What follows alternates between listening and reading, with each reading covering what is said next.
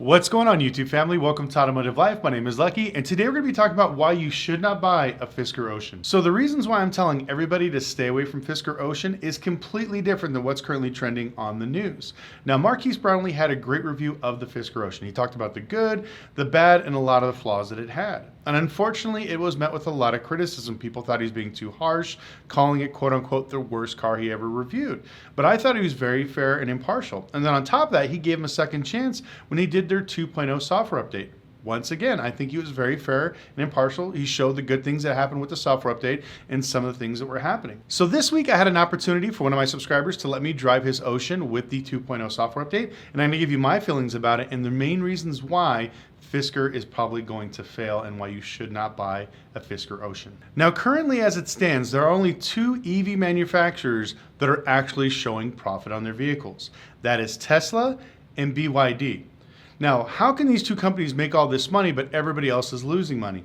Now, the way people run EV manufacturing is all about scale to model. This is something you're gonna hear over and over in the news. Oh, once we build enough units, we're gonna scale to size, we're gonna save money, it's gonna bring our overhead down, we're gonna be able to scale and outrun our bad debt or our losing percentages on our vehicles, which is kind of true, but kind of not. And unfortunately, that's one of the main reasons why Fisker is probably gonna fail and why you should stay away from buying an Ocean.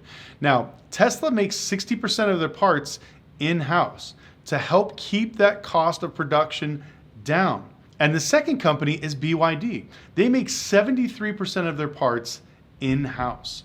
With those two things, they're able to bring costs dramatically lower, and that's how they're able to profit.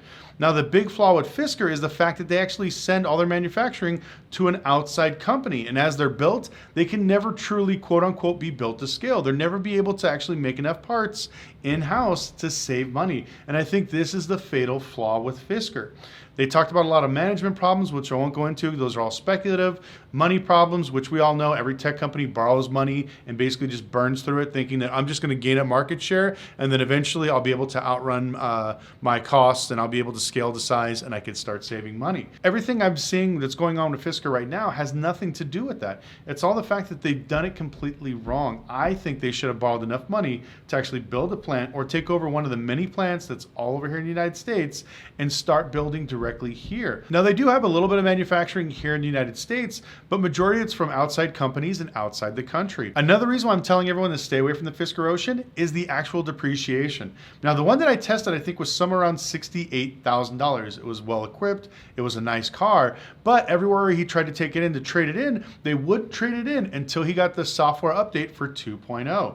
So he finally got that, took it into a few dealerships in California here in Vegas, and he was getting offers anywhere from $22,000 to $26,000, which is absolutely horrendous. He purchased this, I believe he said in December of 2023. So in less than 4.5 months, he's lost a majority of his value just like that. Now, it's no secret that the actual EV resale market is crashing hard.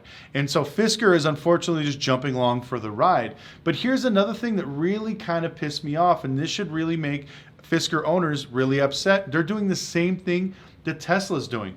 They're dropping the price of their vehicles. Sorry, I had to break out my phone because I want to make sure I get these numbers right. So the Ocean Extreme went from $61,499 to $37,499. So it's almost cut in half. The Ultra Trim goes from $52,999 to $34,999.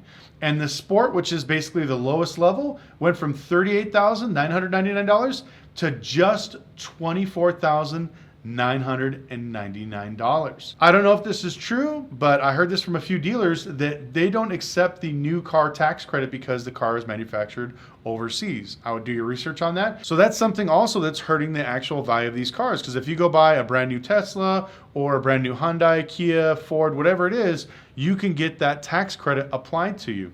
Now, this is the main reason why I hate this particular tactic. I don't ever believe in manufacturers dropping the price of their cars because it has a massive ripple effect all across the auto market. Now, last year, Tesla dropped its price 4 times on its vehicle. And how did this affect the market? We saw people trading in Plaids that they purchased the year before for $97,000, and today, 1 year later, it's worth $60,000. The $97,000 option Tesla they bought, now they can buy it today for $79,000. So this just shows you that when you lower the prices of your cars, you're basically destroying all the customers that came before you. Now, the good news is Fisker really didn't have a lot of customers, so they just screwed a handful of people. But when Tesla did it, I mean, we're talking hundreds of thousands, if not millions of people that were affected by these drops. There's tons of people that are upside down in these cars, along with a lot of the other EVs where the resale market has absolutely crashed. And this is now what's happening with Fisker Ocean. I talked to a few of my wholesale buddies, some dealer buddies of mine, and they will not take a Fisker Ocean in on trade. They were told by management, and then also one of my friends has one at his dealership. The banks won't finance it. They literally have to give it away for below wholesale, because what happens in certain select areas, which is very rare, the cars come out and they drop so rapidly, so quick, that banks get afraid and they won't lend on this car. So this will be another thing that will hurt Fisker Ocean trying to get cars out. And that's why I'm telling everyone to stay away.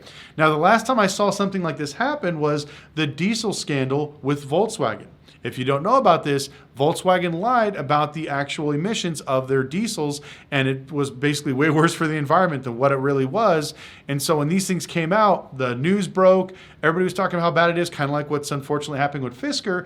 And once the dealerships knew about it, the banks knew about it, the consumers knew about it, the prices just dropped. So from 1 month, the cars were retailing for maybe $28,000, $29,000, all the way down to $8,000 to $10,000. We were buying them so cheap, we were turning them into rental cars, because you were buying cars with like 5,000 miles that people just gave back to Volkswagen. They didn't want to deal with it, and they had to get rid of them. So we were getting really good steals on those. Now, I would do the same thing with Fisker, but a lot of the problems that I saw with the car seemed to be non-software related. Now, I got a chance to drive the Fisker for a whole day. I wanted to do a video on it, but my friend was so afraid that his car is kind of unique and there's some emblems in it that he didn't want people to know it was his car, because he was afraid about hurting the resale value, because he's trying to get rid of it. But I'll tell you what, the brake regenerative in that thing is absolutely horrific.